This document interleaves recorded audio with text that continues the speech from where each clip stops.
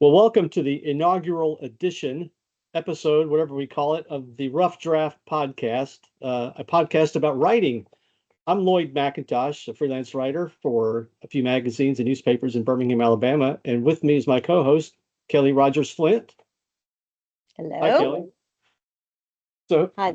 and tell them a little bit about yourself. You're out in California. Yes, I am. Loyd and I are both native Alabamians, so that's where we met, working for a publishing company in Birmingham, Alabama. I won't say how long ago, but it was a few moons back. And since then, I've lived in North Carolina, various parts of California, very long stint up in Seattle, and now I find myself back on the little island of Alameda in the Bay of San Francisco. Oh, cool. Yes. And the reason why you should care about us, if you want to care about us, if you want to devote the emotional, space for us, is that we're both freelance writers with vastly different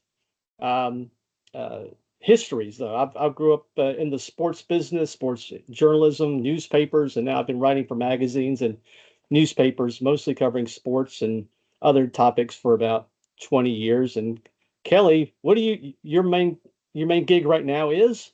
My main focus is writing theater reviews for Broadway World. I also do a lot of dramaturgical writing for theater companies, things that would both be strictly for behind the scenes for cast and artistic crews, as well as things that might be in your program when you go see a show. But I also have background in writing for parenting magazines and specialty things such as a scoliosis magazine and strange things like that. So we both have some varied backgrounds of lots of different places that have given us some work here and there along the way. Yeah. So, and Kelly won't tell you how long ago it was that we first met, but I will. 30 years ago. We were straight out of the chute when we met. No, we were straight out of college. Actually, I had one more year of college left, and then we started working in the publishing business, doing a serials publication for libraries in actual books. It looked like an encyclopedia, right? For the research departments of libraries. Back if you needed to know what are any type of periodical that publishes about a specific topic, you would go to something like the serials directory or Ulrich's to find out what sources you might use. Yeah. So that was our first, entry in the publishing business, and I think we both realized this kind of sucks. It did. We weren't writing. Now, we made a lot of friends. That was cool, but we weren't writing. We were just it was like database entry. And I was like, oh God, if this is what it's like. Yep. Yeah. So anyway, we both have a storied history in writing, and so that's what we're going to talk about in this podcast. We're going to talk about the art of writing, the business of writing for publications. If it's something you want to make a few bucks at, we're going to talk about that. We're going to talk about just the art of wordcraft. We're going to talk about words, our favorite words, our least favorite words. We're going to debate it. There's one thing Kelly and I could do, even when we were back in our 20s, is we could scrap a little bit. That was one thing that was, when people discovered we were going to do this podcast, they're like, really? Y'all used to hate each other. I don't want to call it true hate. Didn't. we really didn't hate each other. Found ourselves on opposite sides quite often. Yeah, that's on pretty much everything, which I thought would be fun. One of the reasons why it'd be fun to do this, because we are so different in our, in things we, interest us and we like to write about. And so I think that's what we're going to do. So come along the ride with us. And why don't we get into it? Why don't we start? Okay. So I just clapped on a podcast. I made a lot of noise on my mic. So, but we're going to call this next section wordplay. And what we're going to do here today, and I hope we get into some arguments because that would make fun podcasting. But we're going to talk about words that are either overused or misused, or even, I think in Kelly's case, she's got one that's underused. And kick us off. You've got an interesting word you want to talk about. Yeah, the one I selected for today is repost, which is a Mhm. great word that you rarely come across anymore. But it's basically a rebuttal or a comeback. It's used especially if someone says something that stings a little bit of an insult or something.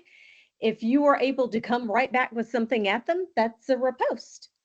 And I think it's a really cool word because it is also used in fencing for the same sort of thing. If someone comes at you and you Uh-huh. are able to defend that move and come right back at them, that move is called a riposte. Are So you where are you I'm sorry, are you using it like, you know, have you used it in a sentence here recently? Like, have you, you oh know, have I I put you on the spot. I haven't did I I think I did in a theater review because there was a Hey, character that was very good at the snappy quick comebacks to things. hmm. Um and I talked about their verbal sparring and his ability to riposte when the one person that had the big attitude thought that they were insulting them so well, and then he was able to turn it back on him so quickly. Huh. Now, Um, where's it from? Is it like based on a French well, word? well, there is a French word. There's also the Italian word riposta, which Uh-huh. is just a means to answer or respond, but which also, as always, has a Latin root, right? Yeah. So I think it's a good word. We should use it more instead of just saying come back. I wonder how I'm going to use that in a like in a football, high school Mm, football article. That's my challenge in high school football season, right? When I need to put it in something like that, right? yeah, well, I'm at maybe you would take more of the sports angle for it, more like in fencing. Maybe you need to cover some fencing. I'm We're covering drag racing tonight. Can I use, you think I can do it in drag racing? And we're talking about cars, not dudes dressed as women. We're talking about cars and gasoline. drag racing. I might could cover the other kind of drag racing here. There might be some. I'll have to check. I said that specifically to see what her face would look like when I said it. Oh, well, that's a Cool. cool word though. But I think that is a challenge for like, yeah, obviously in theater review, I would expect to see words like that. Yeah. But I wonder, it's a challenge though. It's interesting. I'm going to try it out and see if I can use it in a sports related article. All right. Okay. All right. So the phrase that I wanted to talk about, I see it on social media. I don't really see it in like books or articles. It's one of these kind of, words that have kind of become part of the social media lexicon, and I hate it. So I'm flipping through Facebook, and someone was getting all poignant and preachy, and they post something, and then it says read that again, and my eyes immediately roll back in the back of my head, and all I want to do at that point is go to the garage, start building, get me a DeLorean, find some uranium or whatever. What was it? Was it uranium or plutonium? I can't remember in Back to the I Future. think it's plutonium. It was plutonium.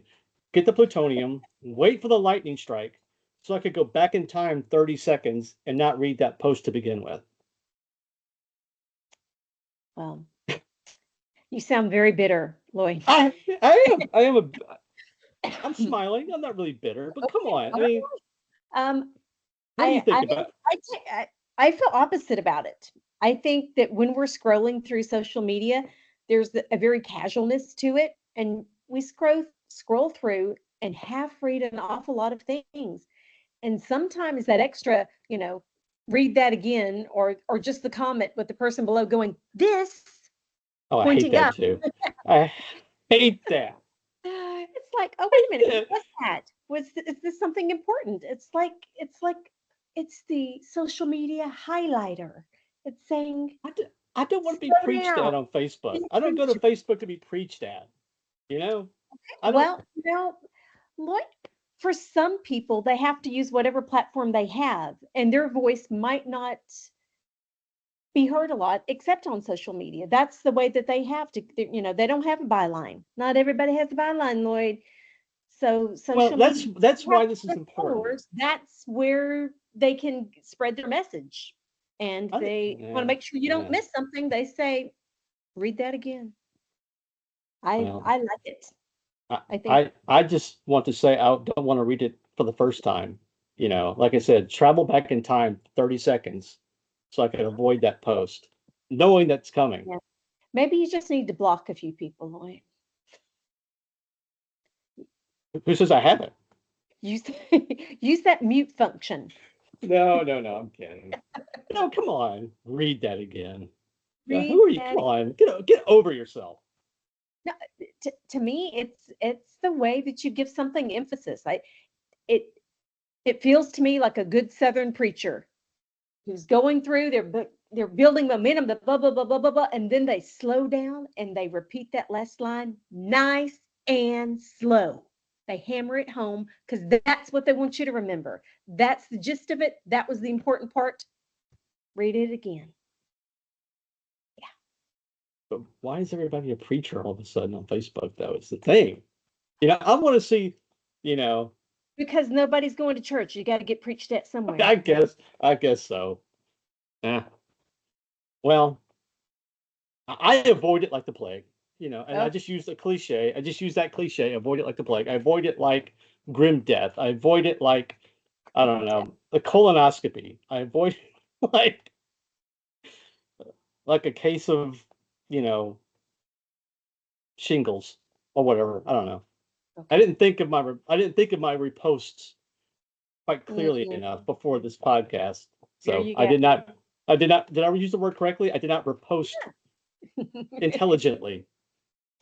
Gotta gotta get Huh. work on that. Okay. What? All right. Mhm. What else you got? Anything else?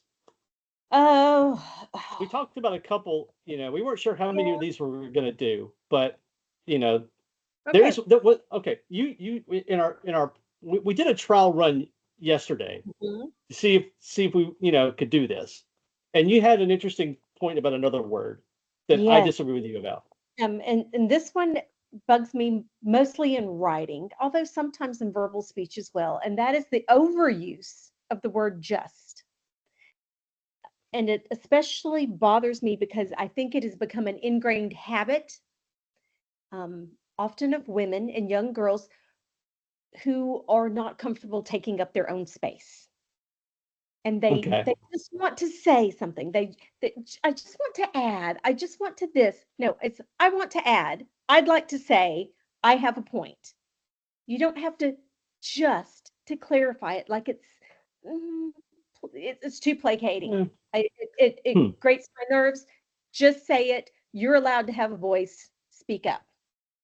I've discovered, because we were talking about this yesterday in our trial run here, and I was like, okay, now I'm going to be focusing on it, and so I had to write a couple of emails. So the way I get articles written and get interviews set up is I send a lot of emails, to whoever my source is going to be. That's usually my first entry into their world. Like, hey, I want to interview for this thing, and so I'll usually say, hey, I've got some time later this week. Let me know what you have available, and we'll just take it from there. So I noticed that I used the word just, and I didn't really know why. But I think it just sort of softens up, like, hey, I'm just a guy. I'm just, Mhm. I'm not some scary reporter who's, gonna try to catch you. And it's just like, hey, I'm just a dude. Let's just, it just informalizes what could be, Mhm. particularly when you're reaching out to somebody to interview them. I think it kind of softens me up a little bit and makes me a little bit less frightening. Yeah. Because look at this face, Kelly. I mean, Context is important, and I think it's the habitual use of it, especially in young women who never enter a sentence without having to just give a reason that they are allowed to speak or to have an opinion or to yeah. say something. That's when it becomes very, very dangerous to me. It's the habitual use and the thoughts, that underlying thought that they're trying to be too nice. Hmm. because it's expected of women. There's the societal expectation that women have to have a higher degree of manners and politeness and this gentility excuse me, I would just like to add, And guys like me are just crashing in head first, without a helmet all the time. Right. You said it, I didn't say it, but It's where the brain damage comes from. But again, the point is that it's a little bit more of an issue for you in spoken language, whereas I'm using it. I find myself using it in informal written communications. Yes, right. And I think that, and it's I think it becomes a different kind of word at that point. Sort of. Yes, I also I think sometimes it's used too much in written word as a filler. I was just about to blah blah blah, or I was about to blah blah blah. Yeah. You don't need it, right? I was just about to make dinner. I was about to make dinner. Why do I need the just? I don't. It's a trash word. Pull it out. Don't need it. Doesn't bother me. I just don't. I haven't really thought of it. It just doesn't bother me. Well, See, like the way you just said, I was just about to make dinner. I might expect like there to be almost like a punchline after. The way you just said that, I didn't think about that, but like you said, I was just about to make dinner, and then I expect, then the cat, puked on the rug, or something like that. Something. Are you here? Is this my life? What are you doing? Yeah. So that's interesting. I hadn't really thought about that, but the way you said that just made me think like there's something humorous about to come out of your face hole after that. It'll be interesting. Pay attention this next week or so and see when you encounter it in written word and see what happens if it were removed.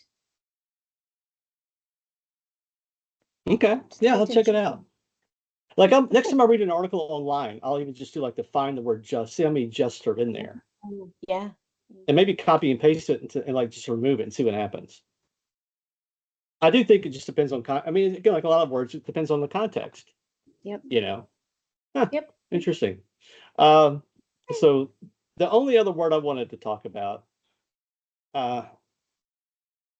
whilst, not instead of using while. Get over yourself. Just quit being a pompous windbag. That's all I got. That's a little pretentious. Oh, so you agree with me? Yeah. There are very few occasions where I would want to say whilst. There are no cases I want to read it, see it, hear it. Oh no, I probably do use it occasionally, but do you? Yes. The only way I would use it again is if I'm trying to be a sarcastic, pain in the butt. Yes, I might do it at book club, depending on what we have read, and it's in the character of the moment, while driving home from the bar, I got pulled over and tossed in the clink. Yeah, not then. Yeah, whilst covering the drag races this evening, Yes. a cart. Yeah. Anyway. Yeah. No. Okay. I think pondering that Shakespearean show performance I just saw, I might come upon a need to use it. On occasion. I cannot think of a single. I mean, whenever I see that word, and it's always written, I never hear it spoken ever. It's always written. It's always just like roll my eyes. I'm like, oh come on. I just have to move on. That's one of those move on words. My articles and see if I have used it, because I bet I have. I don't think I've ever touched it ever. Okay. I just find it and even you said it. It's pretentious. It can be. It is. Yeah. All right. But I'm still glad we have it, because sometimes we need pretentious words. If you're writing a play and you have a pretentious character, you might really need it. Well, yeah, of course. Again, context is everything. But just somebody again on Facebook, or in a Reddit thread or something, like, come on, get over yourself. Anyway, all right. So that, well, Kelly, Should where we can take a quick people? break? Well, yeah, we can. Let's do this. Let's give out the email address first, so that if anybody wants to disagree with you, they Mm. can. Okay. It's a long one. It's about a mile long, isn't it? What's the email address? It is the rough draft, the writing podcast at gmail.com. See, it's long. It The is. rough draft writing podcast at gmail.com. Yes, because other things were already taken. So if you need to take issue with one of us, most likely Kelly. Hmm. No, I'm serious. I mean, I'm just joking. If you want to take a shot at us, me included, then send us an email, and we'll tell you more about where you can find the podcast later. But we are going to take a quick break and come back with our major discussion. We're going to talk about AI, particularly in some scandals that broke last year. We'll be back shortly. Great.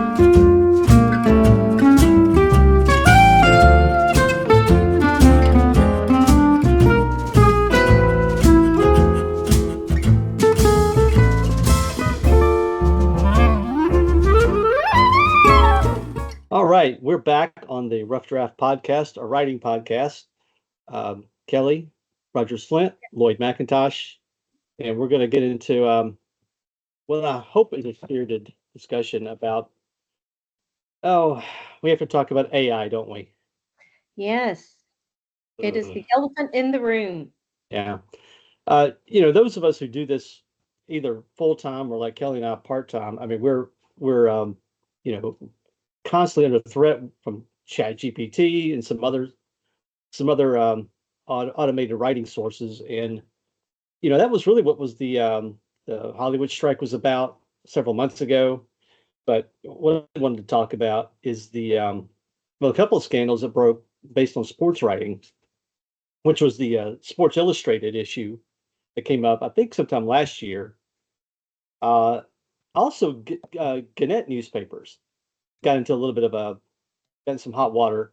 Yeah, Both of them were using uh, AI writing sources yeah, to, write game coverage.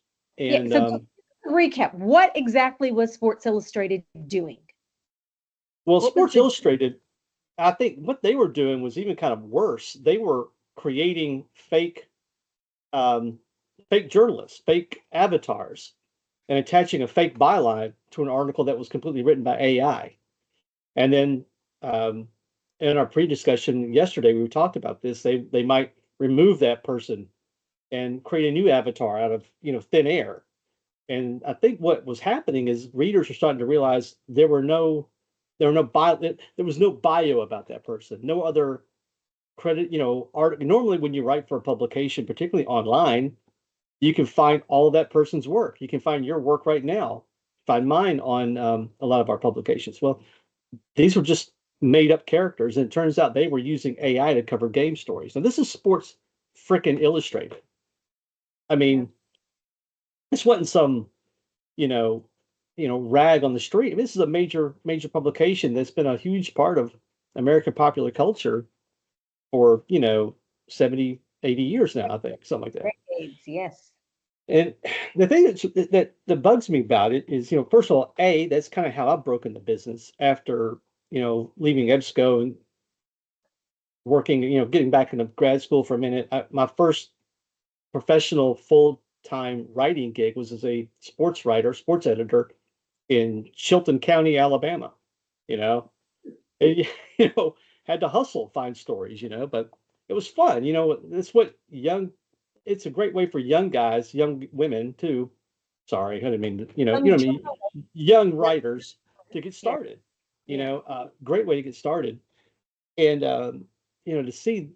But then also, most of us who got into this read that magazine, and you went to read that person. You went to go read Rick Riley, Mhm.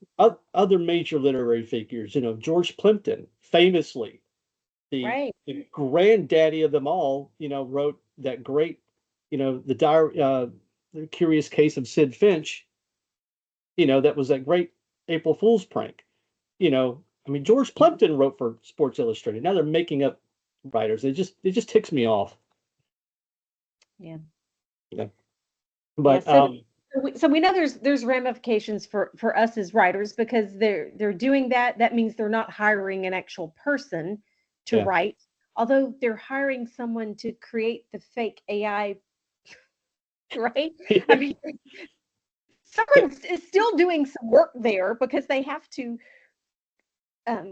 go to the source where they get the fake images, and then they have to create a fake bio to go with it, and then they have to throw the junk into the AI generator to get this. Yeah. If They're that's still your job, doing something, but they're not getting a byline for it. They're not getting writing credit, and they're not actually writing. They're yeah. If that's your either. job, get on your knees and beg for forgiveness is what I say. You know. That's that. Yeah, that's a tough But one. but So you know, one of the there was a Gannett got caught doing that, but I think there was that story about small paper, or was it the Gannett it's a chain single was story. using AI to write high school sports stories. Now, again, that's where a lot of writers break in. It's covering high school sports. It's a great way to make a little extra money. This was the Columbus Dispatch that was doing this, and the story. Let's see that I'll put the link to a story on CNN on our Facebook page. But I mean, they were just wrong. The story was just wrong. It had all kinds Um, of mistakes in it. So it had some repetitive language, and there were just it was bad. It was bad. Now, when we were talking yesterday, you know, the threat to AI is not just to writers, obviously, Mhm. but you were talking about the worry about it in the theater world and in acting. Even the way they used AI in writing, like Sports Illustrated, that is going to end up being an abuse of actors because it's probably actors models that were brought in and their images captured to be used as stock to the Yeah, then when they purchased, oh, we need a 30 something Asian female or whatever they're looking for, and then creating a name and bio to go with it. They're buying that image, and as an actor, that's your tool, your face, your body, your voice. That's how you earn a yeah. living. You're becoming part of a database. That's not What were you not telling good. me that models are being brought in to to be shot various angles, and Actors. Yeah, so yeah, there was a company that was hiring people like for a day or a half day, and they would just film you from all different angles and sides and some movements, walking, standing, sitting, blah blah, and load you all in their database. So then when they're doing a movie and they need to fill background, they don't hire people to do it. yeah, That could even be a paid part. I mean, some extra work is free. They just take whatever's. But if they yeah, need you to do specific things like to hit a mark, to walk at a certain time and cross because it's important or blah blah blah, those things usually at least have a minimum pay. But once they own your image and stuff in the database, they were just running that in the background of the, instead yeah, of hiring. It's a slippery slope. Um, yeah. I but mean, here, I'll my next question for you about this, though, Loyd, is yeah, what are the ramifications for the reader when stuff is written by AI? yeah. I mean, Happening. well, let me go back and kind of explain a little bit about that, because part of the problem, there's another Sports Illustrated, I'm sorry, another CNN story about that scandal, written by Will Leach. There's a column about this where uh, he points out that sports writing is about the who, what, where, when, and how. And he made well, again, we'll put this on the Facebook page. But he said it's so established at this point that they're easy to emulate by a robot, to the point that a silly baseball game situation can, in certain contexts, do it as well as I can. And so the point he's making is that, yeah, regular sports writing, game coverage has kind of gotten really formulaic, and it's frustrating for a guy like me. Um, Now, most of my writing over the years has been for magazines. It's really not been game coverage, so I'm doing a lot of personality profiles. So you're expected to have a sense of humor or covering an event, and get to an emotional point here. But the one of the media groups I write for now publishes a handful of papers, of community newspapers in and around Birmingham. So I was covering high school football last year, and so covered a game. The home team, if anybody's listening who knows anything about Birmingham, it was Mountain Brook High School was hosting a Birmingham City team called Jackson Olin, and Mountain Brook. Oh boy, I've never seen a game like this, and I've been covering sports off and on 30 years. Mountain Brook came out and scored touchdowns on their first 6 plays. Plays, not drives, plays. Jackson Olin did not get a single first down. Mountain Brook's defense didn't let him cross midfield. I think Jackson Olin I think they committed like 5 or 6 turnovers. So at halftime, they agreed, we're going to cut the second half quarters from 12 minutes to 6 minutes. And it's going to be a running clock, right? So I think there was one injury timeout. And then I think one of the teams called a timeout for some reason later. But the second half took literally less than 20 minutes. And, I've never seen a game like this. So I went back to write my story. And I was like, how do I accurately portray this, this game? Because it was just so lopsided. So in my lead, I wrote that Mountain Brook put an Old Testament biblical beat down on Jackson Olin. I thought it was funny, And so I turned my story in 11:30. I wake up the next morning. We posted online first, of course. And so I'm like, okay, I'm going to put it on my social media. And I went to go read it. And I saw that they had changed it to read that Mountain Brook won in convincing fashion. And it's been almost a year and I'm still pissed off about it. My wife just looked at me, she's over in the corner watching, and she just sort of gave me I shouldn't have said that word. I'm still cheesed off about it. Right. Mm-hmm. Because, that's not, I don't use cliches like that. Mm-hmm. And, it has no flavor. Yeah, exactly. That's the point, is what Will Leach is saying in that column is that sports writing has gotten, game coverage is so, you can't have a personality. So my advice to editors out there, if you're editing a small paper or a medium-sized paper and you don't want AI to take over the industry or any publication, quit making your writers sound like frickin' robots. Let us have a personality. Let us develop a style. Let us inject some humor or something into these basic stories. Because, again, think about the reader. Does the reader want to read just blah, blah, blah, blah, blah, blah? I don't know. I don't think so. Yeah. It's the ticker. It's the score ticker. Otherwise, you're just reading who won. Yeah. I mean, when you're doing high school sports, you got to mention the kids' names because the mamas and daddies want to see their sons, or, daughters, if they're, they want to see their names in there if they've done something, interesting or scored some, that kind of thing. But at the same time, man, you got to let the writer write, I think. Yeah. And I hope my editor doesn't read that or listen to this, because I can be a little bit. Well, to me, the danger is, with AI pushing in and the standardization of sports writing is that you do lose all of the flavor. It would be like listening to a baseball game and it only having one announcer, and it's the play-by-play guy, and you lose the color guy. And therefore you don't have all of the anecdotal stuff. You don't have the other fun stats and the bits and things, that, the witticisms and things that make them laugh, and it makes you feel like you're there with them. And that repartee, it's sterilized, becomes very sterilized. Yeah. And I think you're right. I mean, I think the reader needs to start demanding to know, and just start saying, we're not, I mean, I know the publishing business is kind of teetering anyway with everything being online and nobody wanting to pay for the content and stuff like that. I get that. Guilty. But yeah, me too. But the readers gotta start saying, no, this is what we want.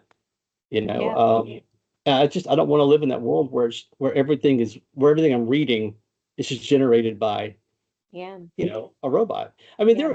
I use the tool at work though, in my full-time job. I'm in marketing for a staffing agency. So I'll use it to help, say, write a job post, or if I need to condense some text from a marketing piece to a new piece.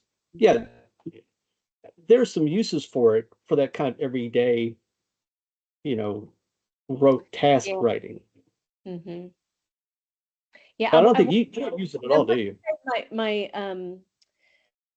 my daughter used it when they were applying to colleges, where they had Really?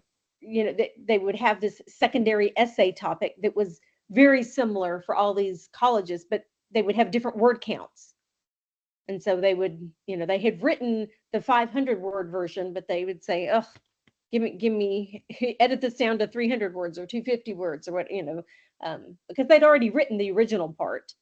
Yeah. And they were applying to a lot of schools, so it's a lot of work, all those essays, and Yeah. it was still their words, and they would, run back through it and review, is this what I want to say?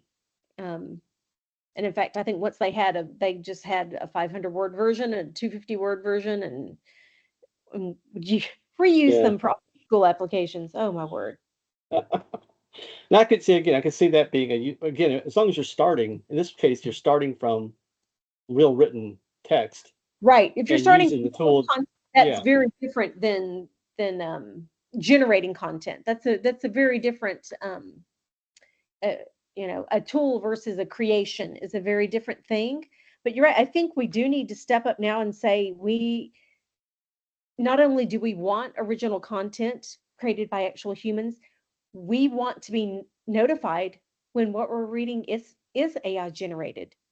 Um, Yeah, just I think you're going to see a lot of that.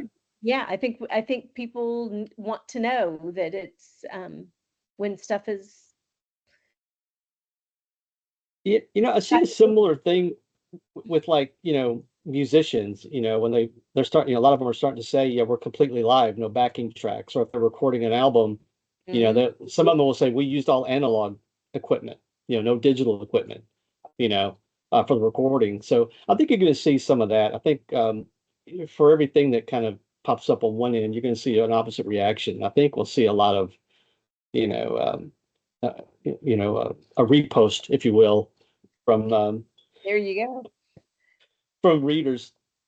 Anyway, but you haven't used it at all, really, have you, yourself? Me as a writer, no, I haven't had Yeah, a need to or a reason to. yeah, yeah. I don't use it for my newspaper work or magazine work at all. I don't want to use it for that. But again, for some of the daily stuff I've got to do it in the full-time gig, yeah, I see some use of it. But still, I don't want Sports Illustrated doing that. You know, that's wrong. Yeah. Yeah. Well, I think we beaten that dead horse, Kelly. What do you think?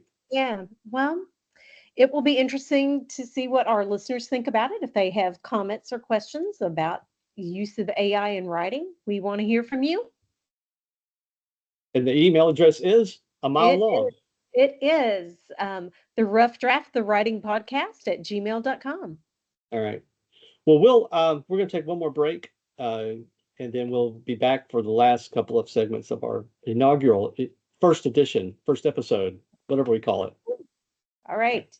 Back shortly.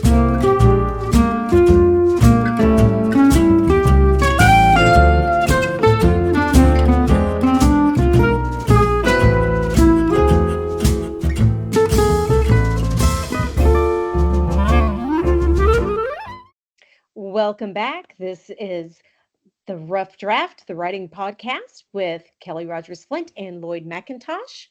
Our next segment up is called On the Spot. And this segment is supposed to be something that's kind of spontaneous, where we are thrown a topic and have to chat about it on the fly.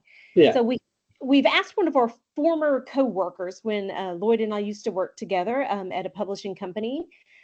We had a coworker that we're both still friends with, Joe Crow, and asked Joe come up with some topics for this. So I don't have the list in front of me. Loyd does, but I'm just going to pick a random number and Loyd will see what that is on the list, and then we're going to do our best to say something interesting about it. All right. All right. All right. All right. Go for it. Go for it, Kelly. Let's go with 4. 4. Number 4. Name a formative book or some other creative work that made you want to write. And I was afraid you were going to pick that one. Perfect. Fear is good. I don't know if there was a book. Did you want me to go first, or did you want to go first? Sure, go right ahead. Okay.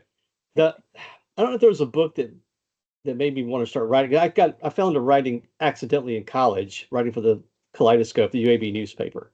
Mm-hmm. So I never really thought about it. But I think if there's one book that made me think that made it more interesting to me, was probably Thank You for Smoking by Christopher Buckley. Oh, that was a good one. I love that book. Yeah. And a friend of mine has had that book for about 25 years. I loaned it to him and I want it back, Paul Miranda. But yeah, funny book. Because that was in the 90s where, I was watching a lot of CNN in those days, paying attention to news a lot more, right there in the heart of that whole anti-tobacco thing happening. And I think maybe it kind of broadened my interest in terms of being a journalist rather than maybe because I'm not a fiction writer. I don't write fiction. But I think it kind of, made me think about journalism as a worthwhile career. Yeah. Yeah. How about you? Yeah. Cool. Well, as far as deciding to become a writer, I think, gosh, and I'm not going to remember the exact article it was that I read, but it was in a parent magazine that was actually in the waiting room at my OBGYN's office. And this was back before phones. And so you had nothing to do while you're waiting, literally, right? Yeah. Write a book. And so you're flipping through the magazines, and I'm reading this article, and I recognize the name. And it is the parent of one of my kids' friends. Oh yeah. That's cool. Terry wrote this. And so then I'm asking Terry what's going, and the next thing you know, I'm writing for the same parent magazine. It was, I think for me, it was that realization that real life experience can be all that's necessary to have a voice and a point of view about a certain topic. Yeah. And if you have good writing skills, then you're allowed to have something to say. And that was the very first time I did a freelance gig. I think was after finding that. So that was a formative thing of realizing that it wasn't all full-time professional writing, which I think is what it was in my head. That it is the ability to write part-time and. Huh. Now that you mention it, the thought you had about being in a waiting room. I didn't really think about this in terms of writing, but where I discovered a love for magazines was going to the dentist. I think I was about 12 years old. I rode my bike to the dentist. We did that back in the old days. Now you put them in bubble wrap and strap them into the van and never let them out of your sight. But I rode to the dentist's office by myself, and there was an Esquire magazine and an interview with a write-up about Sting, who had just left the police, or maybe right about to leave the police. Yeah. Uh-huh. And I read the whole thing, and it, to me, it just kind of made me think about how cool magazines are. So I have a lifelong love of magazines. All right, we'll do one more topic, and then we'll wrap more. up. Okay. How about number 7? 7. Oh, Joe Crow. Good grief. Freelance writing. Do you prefer money or exposure? Yeah, you can take the word exposure in a lot of ways, can't you? Yeah. Okay. It's funny that it. I mean, it is true though. It's still a thing. I can't tell you the number of places that want you to write a trial piece for them. Oh God, yes. Oh You know, Lord. you remember that, I can remember back in the days when I used to do those, and I'm like, no, if I'm gonna write for you, you're gonna pay me. Damn straight. I hate those. I've never done those. I've been tempted, but I've never done those. But it's like, I'm gonna open a restaurant, but hey, you know what? All the chefs and the waiters and the sous chefs and the pastry chef and the bartender, you know what? This is gonna be good exposure for you. You're gonna learn a lot of, so we're not gonna pay you.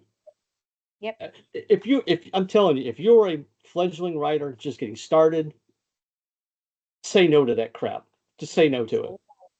You know, we do it because we like it, but If you but want to write for free, then do something for a newsletter for a nonprofit or something that's we're, about a passion project, something that's important to your heart, but yeah, not yeah, for don't accept that stuff. Yeah. Some of those other things where like you've got to write a certain amount before they start paying you, yeah, no. I mean, I like doing it. It's fun. I'm covering a drag racing tonight because I like doing that stuff. But yeah, I expect to get paid. So we're not getting wealthy, but it's my side hustle. right. For me, it's a side hustle, and I like it. Have you ever not gotten paid?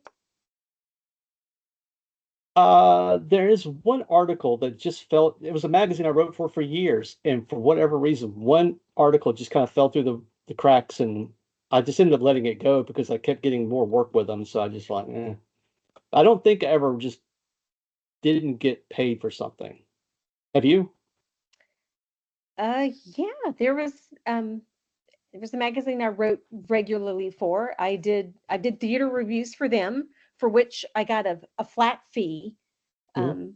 And then because then I would get free tickets to the theater thing. Yeah. They also paid mileage, which was really nice. And Oh I could get wow. reimbursed for parking. So that was, that was a decent deal because the flat fee for writing was not very much. But when you Yeah. add in the free theater tickets and it was an okay gig. So I did that. I also wrote feature stories for them, and the feature stories were paid by the word, which is a pretty Yeah. common thing, writing by the word.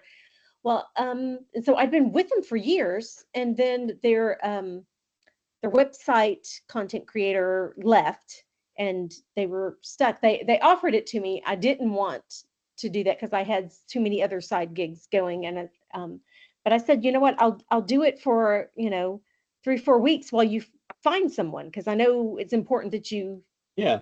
you maintain contact.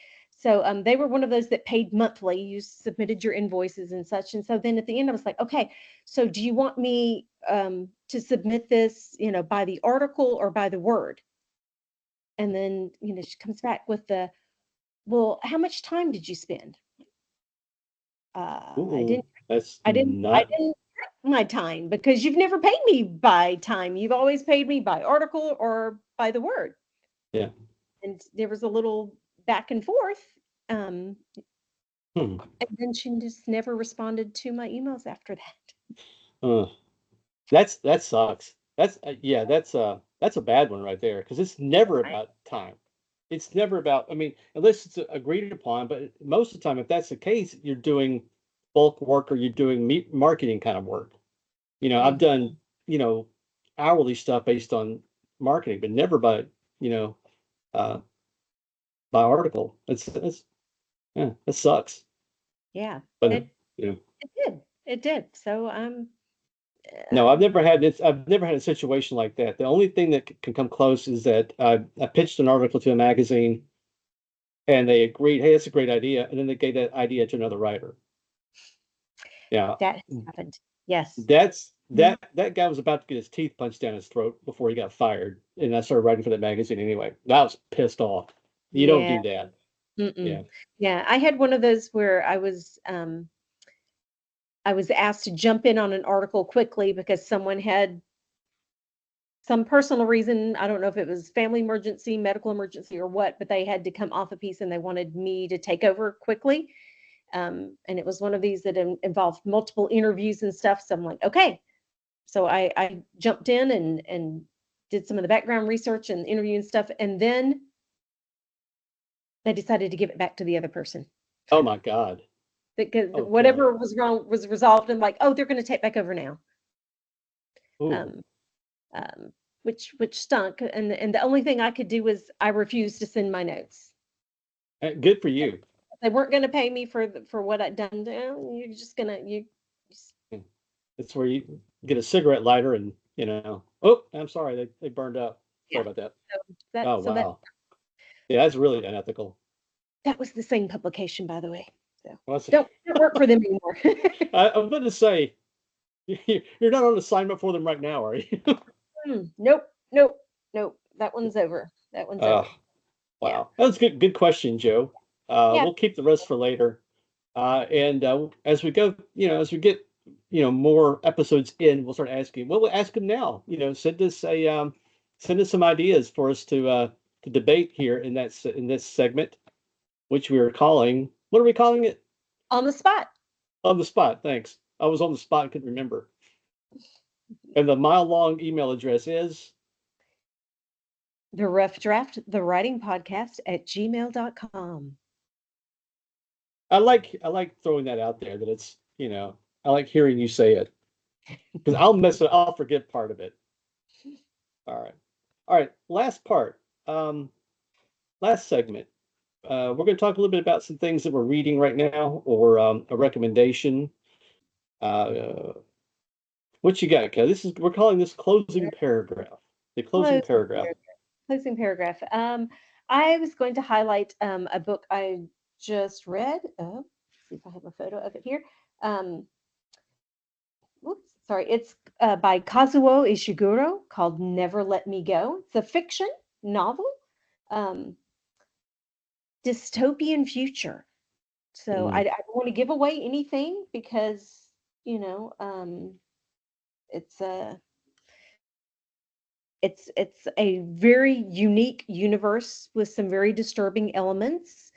Um, but Ishiguro does an amazing job of making the story really about the characters and the relationship and the other stuff that's surrounding them. You get in bits and pieces and you start to put together how that universe functions or dysfunctions in the dystopian aspect. And very interesting, but he does such a good job with the character development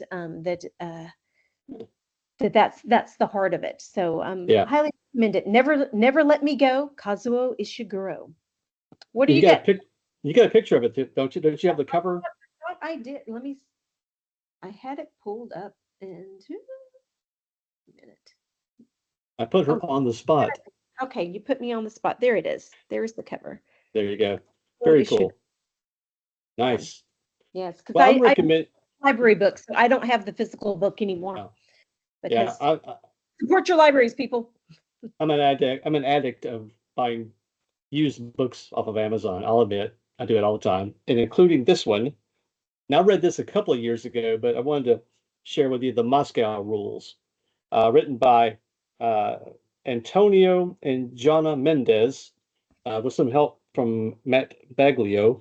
But Antonio and Jonna Mendez were uh, in the CIA together, a married couple, and what they were instrumental in were creating the rules of engagement for the CIA and other diplomats working in Moscow during the height of the Cold War, because the Russians did things that no other country was doing.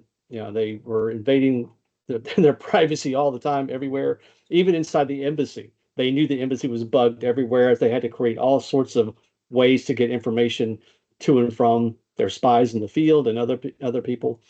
And Jonna, particularly, her story is interesting, and she became a master of disguise. So she and other members of the CIA team created disguises that could fool even the season of operatives in the KGB, to the point where you're looking at Kelly here on the screen. She could be walking through a crowd and emerge on the other side of the train station looking like me, and and the way they go through all this, the detail of how they created the clothing that could be removed quickly and discarded, face masks that were so lifelike. She even presented and fooled President Bush at the time, George H.W. Bush, who had, of course, had been the CIA director in the 70s. So she presented some of the new technology to him. But it's a fascinating story. Lots of great stories about close calls, about things they did, literally underground, um, all sorts of fascinating things. So it's a great book. Cool. I'm told that it's the uh, you know that it was the inspiration for the movie Argo, but I went, no, I haven't seen the movie, so I have no idea. Oh, for Argo, because Yeah. that wasn't. Oh, Matt. Oh, wait, I'm sorry, Matt. I read that wrong. Matt Biaglo was the author of Argo. Sorry about that. I saw that on. My bad. Forget I said that. We'll leave it in there. That's another good one, though. Another good one. So yeah, Yeah. do you know what is the time period that they were in the CIA and doing that? Mostly 70s and 80s. 70s 70s. and 80s. Yeah, Cool. mostly. Yeah. I'm going to give you a rec there from that. If you liked that, have you ever heard of this one, The Amber Room? I have not. So this is the story of there used to be in um, the museum an entire room made of amber. Everything, the walls, the columns, that was like, and then um, before the Nazis invaded, it was dismantled and packed on a train, supposedly to be, because the siege of Leningrad, right? All of that, to be saved, but it disappeared. Hmm. So this is the story of the search for the Amber Room during the Cold War era, trying to, when Yeah. things are hidden. And so it might mesh neatly with what you read there about how things functioned during that Soviet era, and with Yeah. information and the hoops they would have to jump through, and the way, because these were Americans trying to get to the bottom of this, and all the paperwork, and all the way they were considered suspect themselves for investigating and everything. Very, very interesting stuff. Is The Amber Room The by Amber who's the Room, author? Catherine Scott Clark and Adrian Levy. Cool. Thank you. That's a great recommendation. I'll check that one out. We'll post all three of these books on the Facebook group. So if people are looking for something to read, they've got some Choose options. Kelly's books. got some Anyway.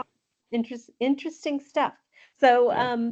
as we get ready to close up here on this first episode, what have you got in the hopper? What are you working on?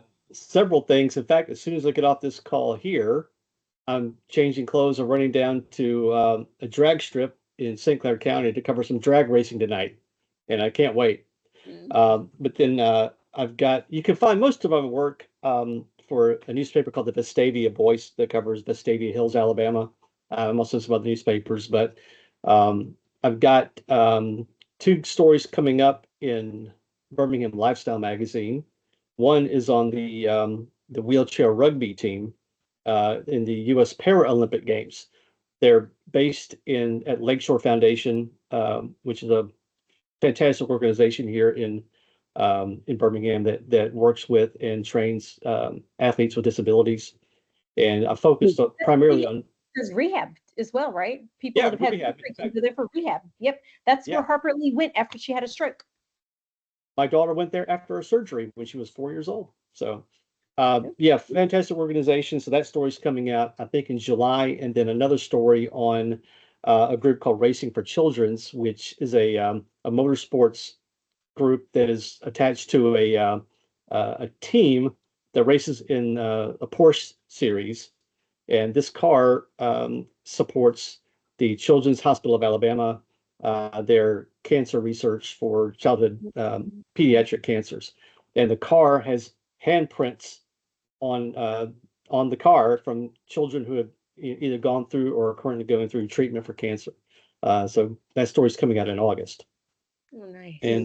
And what do you have coming up? Well, I most immediately have vacation coming up. I'm really looking forward to that. Gonna head down to Pismo Beach. But when I get back, I'll be doing another theater review. The It's Aurora Theater up in Berkeley. I'll be headed up to see their next show, and that will appear in Broadway World in the Bay Area region subpage. Very cool. Well, you can always find Kelly's work over at Broadway World. I have a website, LloydMcintosh.com. I'll put that in the Facebook feed. And you're going to be hearing this. We're going to be based off of Spotify, but we'll soon be on all the major podcast sources, including iTunes, a few others.